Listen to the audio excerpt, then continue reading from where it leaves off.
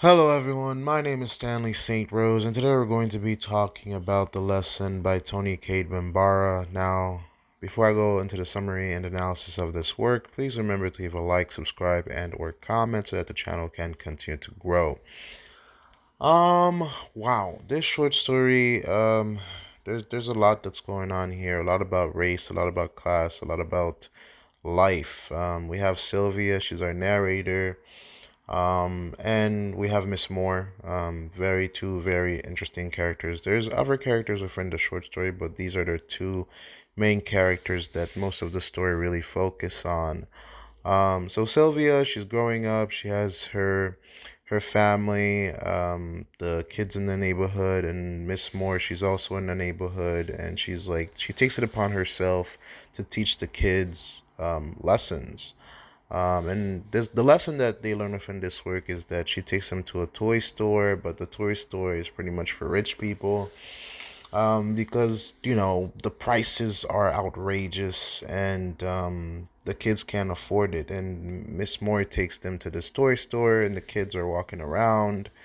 It's just for rich people. They can't afford anything. And this is a different time period within America, when money, like $35 was a lot of money. Because Sylvia talks about how $35 for this clown that she saw in the store, that was worth $35. That could be used to get beds, pay rent.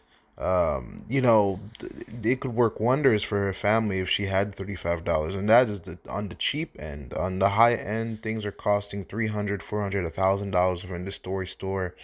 And these kids, these are toys. Keep in mind, these are toys, and the toys cost this much. Imagine what rich people are spending on beds and rent and things like that. So the kids learn a lot about class, learn a lot about economy, learn about their place in society. Also, we're looking at black kids. I mean, Sylvia is black. We're learning about this black experience. You're looking at a society where more wealthy people or people in the dominant culture, they have more possibilities, more opportunities in terms of finances to buy things that are more expensive, more durable. Because again, the way that life works, you get what you pay for. You pay for cheap things, you'll get cheap quality. You pay for expensive things, you'll get more durable stuff. And so the kids, they're learning this very young that life is unfair, and they want to play with the toys. They want to indulge with the toys, but they can't because they're all broke. And that's another lesson in terms of deeper meaning here. It's another lesson that the kids learn, the reality between the broke and the rich. When you are broke, you have a lot of dreams. Dream that you can buy this and do that and do this. So you have a lot of dreams. When you're rich, when you got money, you can just go in and buy stuff. So the kids learn that very quickly. They're very bored in the toy store because they know they can't touch anything, they can't buy anything. You can window shop, walk around.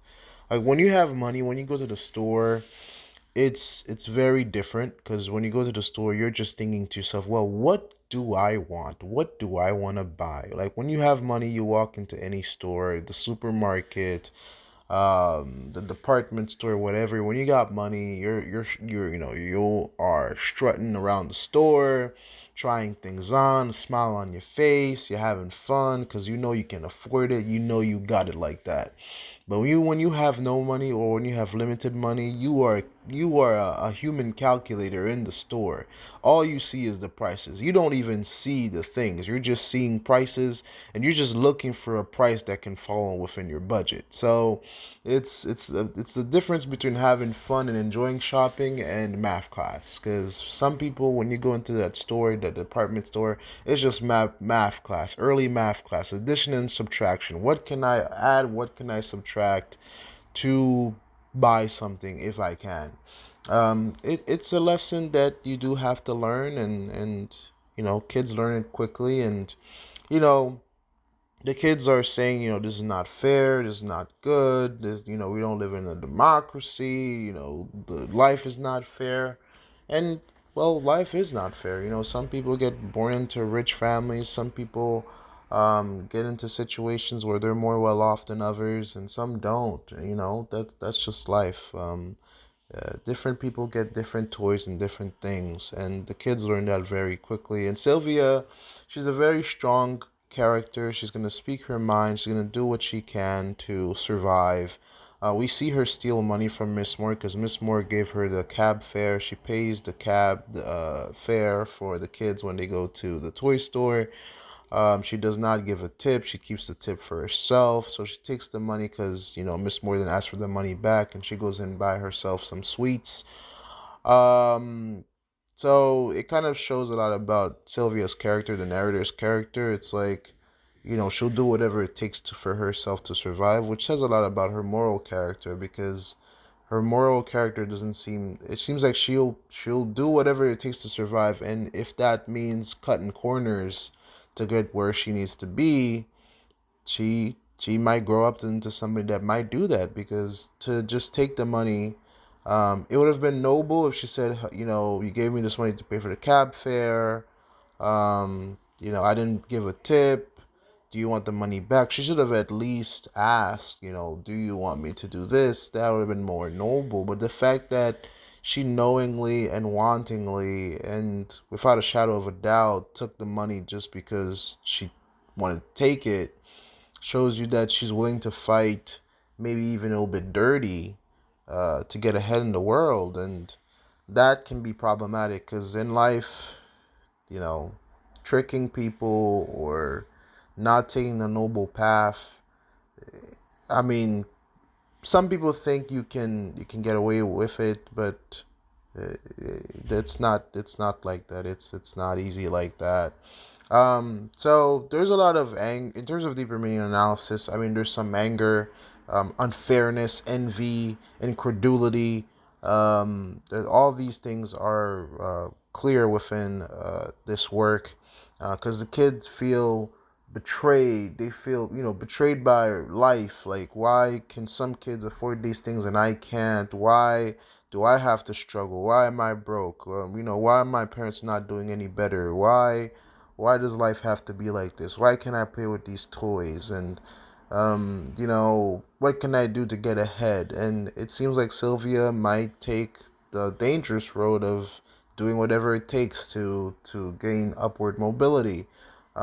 Listen, the way that people think about themselves, the way that life is structured. Even Miss Moore with her college education, she's very uppity and proud about her success in life, and yes, she's helping the kids, but at the same time, maybe she gets a little bit of a you know, she feels good.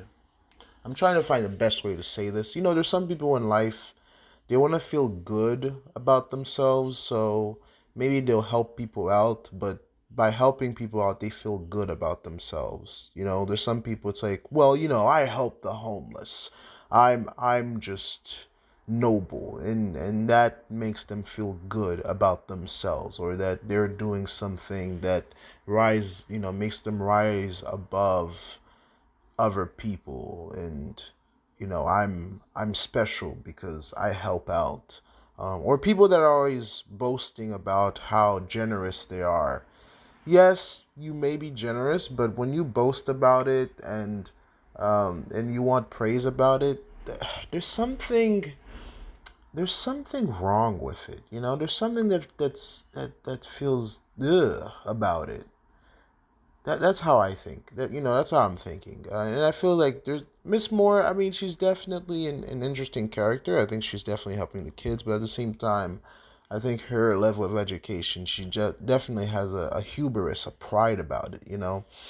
Um, Sylvia. I mean, for me, I don't think her actions, her attitude.